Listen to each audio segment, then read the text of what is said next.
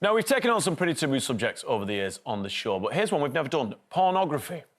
It's a serious, serious subject, and this is after loose man Ore Oduba spoke at the start of this month about what he calls a 30-year addiction to porn, which he says cost him thousands of pounds and impacted his marriage. Ore has always been very, very open and honest on loose men, and people have praised him for taking on this subject, which many, of course, feel embarrassed to discuss. Now, Rob, you did your thesis on porn. Yeah, I did. I mean, first of all, I don't think we should be embarrassed about talking about anything, because embarrassment is the same as shame, and it makes it much harder for us to bring this stuff in the open, and then eventually that can lead nowhere good. The thing that's really interesting, when I did study this issue from a legal point of view, I must emphasise, the point was that pornography was very different. So people used it in a very different way. You know, you might have the mag and that sort of thing, but there might be one, and you had a different relationship with the type of images you're seeing. Now, since the internet, things have radically shifted, and we have a situation where I'm especially worried about young people, young men especially, who end up having these encounters in their bedrooms on their own and very quickly go down this pretty nasty black hole into circumstances where they start normalising or thinking that their sexual encounters are represented in the porn they see, and often those images are violent and unpleasant, and that does enduring violence to the safe relationships they might have with their girlfriends and partners. And I think that's a huge problem. That's dangerous. It really is. And, of course, the other element is, you know, and he talked about it affecting his relationship. One of the things about porn is it takes you away from the connection and presence of your loved one or somebody that you are having a sexual encounter with. And, of course, you know, all things in moderation, but doing that too often really does injure that relationship. So we do need to discuss this. We do need to be mindful, especially in the presence of the internet and how widely available it is. Well, let's take a look at some numbers from our survey. 44% of men who took part in the survey said they watch porn, just under half. 27% of 18 to 24-year-olds say porn has negatively affected their relationship. 10% of 55 to 64-year-olds say porn has negatively affected their relationship. So the younger you are, the greater impact, the greater effect it has on your relationship with your partner. Yeah.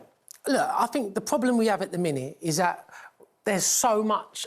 I'm a parent of young children, and it scares me how readily available pornography is. It just means that my kids are going to be exposed to it a lot earlier than I was probably exposed to it when I was younger. But I always remember a conversation my mum had, because my dad passed away when I was 11. So I had to go through that stage of going through puberty, working out what I like, what I don't like and stuff like that. My mum always said to me, do not get mixed up. Having sex is not like you see in porno films. You don't treat women like that. You treat them with love, care, you know... Respect. You don't treat them like you do in the films. And I feel that's what we need to establish with the young people, is that is a completely different world to the world that we're actually living in. You know, you've got to respect women, you've got to love women, be gentle with them, not be aggressive. And I think as a dad, you know, it's easy to have those conversations. I mean, do you think we are having those conversations enough? Obviously, my children are still so young, so it's not a subject we would tackle right now. Like, my oldest is 7, right? Yeah. But I never had those conversations with my dad. Like, I don't remember ever having a conversation. No birds and the bees, nothing sexual. No, me and my dad. I think my dad would implode with awkwardness if I tried to broach the subject, and which I think a lot of guys of that generation are that way. Well, you'll figure it out. You know, I think that's kind of been the way it is. But I think the dynamic's very different now. You touched on it in terms of with the internet and how it is so readily available. I think there's more of a responsibility on us now to have a conversation like Joe's mum did. And I think hearing that is when I go, yeah, that's a conversation that I should take on board and I should definitely have with my kids are of that age. But even when I look at me and my friends, right, I'm 32, all my mates have some of them are a bit younger, some of them are a bit older. I don't think I've ever had one serious conversation remotely about how much porn people are or not watching. If we are, it's like, oh, go on, mate, and it'd be a joke, a passing comment, and then that's that. But you hear the stats and how, well, if you're honest, look, a lot of guys, a lot of young guys as well, are feeling the negative impacts from it. Yeah. It's a conversation we should be having, if we're honest, right? I feel like I've grown up a more rounded human being, not being exposed to so much pornography as a kid, because it's so much... I think the kids of this generation are exposed to far too much porn, and they're going to struggle with it in different ways as they get older. Some might not, some might do. But I do think I have grown up different. The difference is, Joe, times have moved on and we know that. I'm really interested because you're all married, and you know, I think one of the things that Ori was talking about was how it impacted his relationship, how it interfered with his sense of presence. It's a big conversation. But I have to to ask it, you know, because we've got to also have the kind of taboo conversation that women also enjoy porn. We don't know what they report about the impact of their relationships. But I wonder, do you think that watching porn is a form of cheating from your... You see that? I hope not. I hope not. Don't you say you hope not? I hope it isn't, yeah. No, so I'll tell you why, right? I think that it, like everything in your relationship, it draws from your own personal boundaries. Me and my wife will be different to Joe and Stace, to Vernon and Tess. Everybody has their own personal lives. For some people, they'll have that conversation, go, I am not comfortable with that. For Joe and Stace, she could go, well, do what you want to do.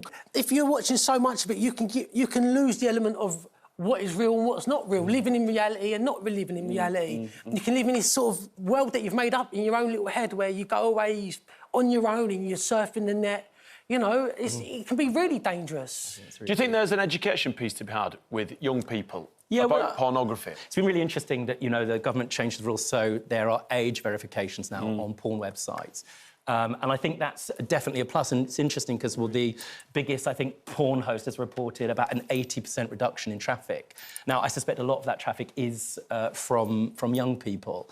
And I think, by and large, although they're pretty clever at getting around these things, that has to be a good thing alongside the type of conversations that your really heroic, thoughtful, emotionally literate mum had, where people explain, you know, the context of this. You can't disinvent porn any more than you can disinvent dynamite. But you can have safe and helpful and emotionally useful conversations with kids, right? And learn to live with it. Right. You can't get rid of it.